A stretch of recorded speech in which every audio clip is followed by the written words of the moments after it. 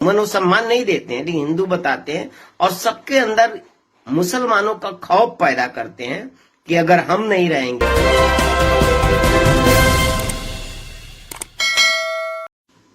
साथियों, दलित समाज आज भी भारत में जमीन में हिस्सेदारी नहीं पाया।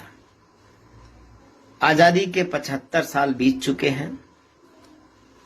दलित समाज जमीन में हिस्सेदारी नहीं पाया। शिक्षा के दरवाजे जो भारतीय संविधान के माध्यम से बाबा साहब डॉक्टर अंबेडकर ने दलितों के लिए, पिछड़ों के लिए, गरीबों के लिए खोला था, वो शिक्षा के दरवाजे भी आज बीजेपी सरकार लगातार बंद करती जा रही है। रोजगार जहां मिलता था, आरक्षण जहां मिलता था, उस आरक्षण वाली जगह को भी सरकार निजीकरण के माध्यम से सरकारी संस्थानों को लगातार बेच रही है। और सरकार का उसमें यही मंशा है कि जहां पे दलितों पिछड़ों को आरक्षण मिलता है, उन जगहों को ही अब रहने नहीं देंगे।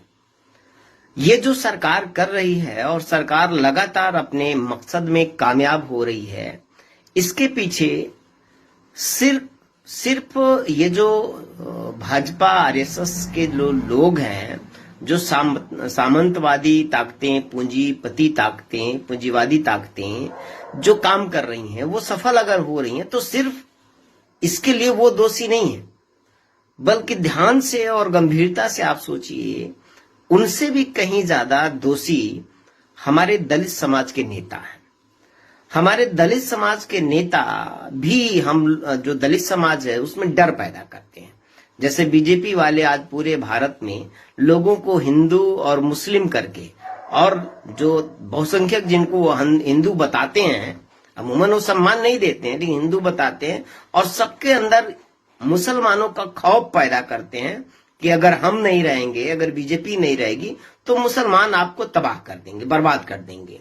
जबकि ऐसा हुआ नहीं। लंबे अरसे तक मुगलों का शासन भी रहा, समाज रहा, अंग्रेजों का भी शासन आया, लेकिन बीजेपी डराती है, डर पैदा करके बीजेपी वोट लेती है। सेम वही नकल जो दलित समाज के नेता हैं, पिछड़े समाज के नेता हैं, उन लोगों ने भी नकल करके, और जो दलित समाज के लोग हैं, पिछड़े समाज के लोग, उनको डराते हैं कि देखो हमको वोट नहीं दोगे तो आप बर्बाद हो जाओगे, तबाह हो जाओगे।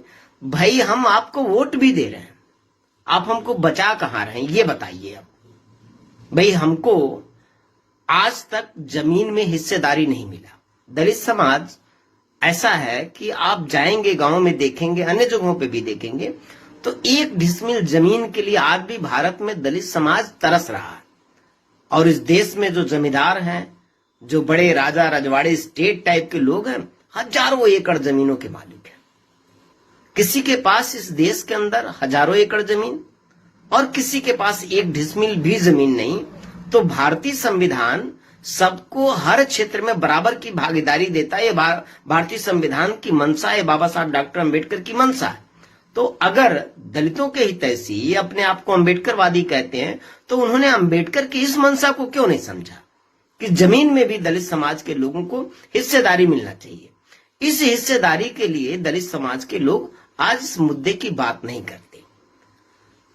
शिक्षा के दरवाजे जो भारतीय संविधान के माध्यम से खुले थे, जो भी स्कॉलरशिप की सुविधाएं थी, वजीफा की जो सुविधाएं थी, 0 फीस पे जो एडमिशन SC ST के बच्चों का होता, तो वो सारी सुविधाएं लगातार खत्म करते जा रही है सरकार। जो फेलोशिप मिलते थे उच्च शिक्षा के लिए, वो सारे फेलोशिप खत्म करती जा रही सरकार। एक भी दलित नेता, एक भी बैकवर्ड नेता इस बात पे नहीं बोल रहा है, इस बात को मुद्दा नहीं बना रहा है।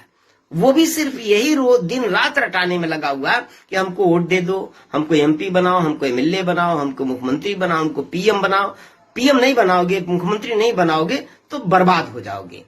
हम आबाद कहां हो रहे हैं? तुमको वोट दे करके भी हम आबाद कहां हो रहे हैं? लगातार दिन रात ये सरकार हमारे बच्चों से शिक्षा छीन रही है। शिक्षा इतनी महंगी करती जा रही है कि अब गरीब का बच्चा डॉक्टर नहीं बन सकता, इंजीनियर नहीं बन सकता, अब मजदूर का बच्चा नहीं बन सकता, वो दलित पिछड़े समाज के बच्चे नहीं बन पा रहे हैं। लगातार सरकार प्राइवेट स्कूल खोलते जा रही है, प्राइवेट कॉलेज खोलते जा रही है, प्राइवेट यूनिवर्सिटियां खोलती जा रही हैं, और उनमें गरीबों का कहां जगह है। इन मुद्दों पर ये जो दलित समाज, पिछड़े समाज जो बरसों से हमारा वोट लेते आ रहे हैं, वो क्यों नहीं बोलते हैं और हम उनको वोट देते हैं। मन उनका इसलिए बढ़ गया कि जो जनता वोट करती है, वो जनता जिनको वोट करती है उनसे सवाल नहीं करती, सरकार से ज्यादा करती है। सरकार तो गुनहगार है, लेकिन उससे ज्यादा वो गुनहगार है जिसको आपने वोट देकर के सदन में भेजा है, या आपने पहले के दिनों में एमपी, एमएलए और मुख्यमंत्री बनाया, प्रधानमंत्री बनने की जो बात करते हैं वो लोग, उनको वोट तो आपने उनको दिया है। तो आप उनसे पूछिए ना, हमारे बच्चों का शिक्षा छीना जा रहा है, आप इस पे आंदोलन क्यों नहीं कर रहे हैं, इसको मुख्य मुद्दा क्यों नहीं बना रहे हैं। हमको जमीन में हिस्सेदारी नहीं मिली, आज भी हम गुलामी की तरह जी रहे हैं। गांव में हर दिन जमीन न होने के नाते हमको यातनाएं मिलती हैं, हमको प्रताड़ना मिलती है, हमको गालियां मिलती हैं, हम गालियां सुनने के लिए मजबूर हैं। हमारी बहन बेटियां, जमीन नहीं था तो उनकी आबरू लूटी गई है, जमीन न होने के नाते आज भी देश के अंदर जितने भी रेप, बलात्कार, उत्पीड़न होती हैं वो खेतों में होते हैं। और मजबूरी क्या है, जब हमारी बहन बेटियां घास लेने या दूसरे के खेत में काम करने जाती हैं, उसी टाइम में उनके साथ एक बड़ा दुर्घटना होता है, वो बड़ा रेप जैसी घटनाएं होती हैं, उनके उत्पीड़न जैसी उनकी हत्याएं हो जाती हैं जमीन न होने के नाते। तो साथियों, आपको सवाल करना होगा, आप पूछिए, जिनको वोट दे रहे हो उनसे भी आप पूछिए, और बल्कि उनसे तो ज्यादा हक से पूछिए, उनका कॉलर पकड़ के पूछिए कि हम तुमको वोट क्यों दें। लेकिन इन नेताओं के पास इन मुद्दों पे कोई काम नहीं है, ये जमीन के मुद्दे पे कोई बात नहीं कर रहे हैं, क्योंकि आपको जमीन मिल जाएगा तो आप जमींदार हो जाएंगे, आप खुद के मालिक हो जाएंगे। तो इनको लगता है कि ये अगर जमीन पा जाएंगे तो खुशहाल हो जाएंगे, तो मेरा नारा नहीं लगाएंगे। तो ये भी आपको डर दिखाते हैं कि मुझे सिर्फ वोट दो, वोट का डर दिखाते हैं। तो इनको भी आपको सबक देना होगा। जो आपने जिनको नेता बनाया, दलित समाज के लोगों ने वोट देकर के जिनको नेता बनाया, उनसे भी सवाल पूछो। अगर नहीं पूछेंगे तो ऐसे ही है आपका मजाक, और आप को दीनहीन बनाने की साजिश में ये भी शामिल है। आपसे मैं सिर्फ अब इतना अनुरोध करूंगा, आप सवाल करिए। और 10 अक्टूबर को अंबेडकर जनमोर्चा एक बड़ा आंदोलन, डेरा डालो घेरा डालो आंदोलन, दलित पिछड़े परिवार जो भूमिहीन परिवार हैं, उन हर परिवारों को 1-1 एकड़ जमीन दिलाने के लिए हम एक बड़ा जन आंदोलन कर रहे हैं। डेरा डालो घेरा डालो। 10 अक्टूबर 2023 गोरखपुर कमिश्नरी कार्यालय कैंपस, लाखों की संख्या में लोगों का जुटान है, और लाखों की संख्या में जब हम जुटेंगे तभी सरकार के ऊपर दबाव बनेगा। हम बड़ी संख्या में आएंगे तभी हमारी आवाज सुनी जाएगी, क्योंकि हमारा हक नहीं मिला, हमारा हिस्सा नहीं मिला। हम मांगेंगे तभी कोई भी सरकार हमें देगी, और सरकार तब देगी जब सरकार फंसेगी, और सरकार तब फंसेगी जब लाखों की संख्या में जनता सड़क पर उतरेगी। तो अभी नहीं तो कभी नहीं। आप लड़ेंगे नहीं तो कुछ नहीं मिलेगा। हक पाना है तो लड़ना पड़ेगा, घर में रहने से काम नहीं चलेगा, संघर्ष करना पड़ेगा। तो आइए, हम आपका आह्वान करते हैं, आपसे अपील करते हैं, अनुरोध करते हैं कि 10 अक्टूबर को पूरी ताकत के साथ आइए, हजारों लाखों की संख्या में आइए।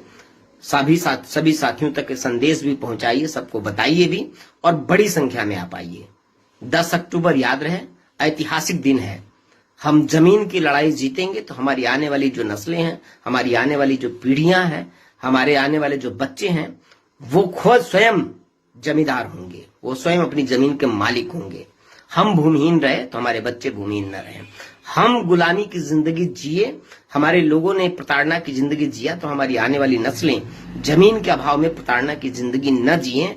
इसलिए ये लड़ाई लड़ना जरूरी है। आइए, 10 अक्टूबर 2023 को गोरखपुर कमिश्नरी कार्यालय पर डेरा डालो घेरा डालो में हम आपको आमंत्रित करते हैं। जय भीम।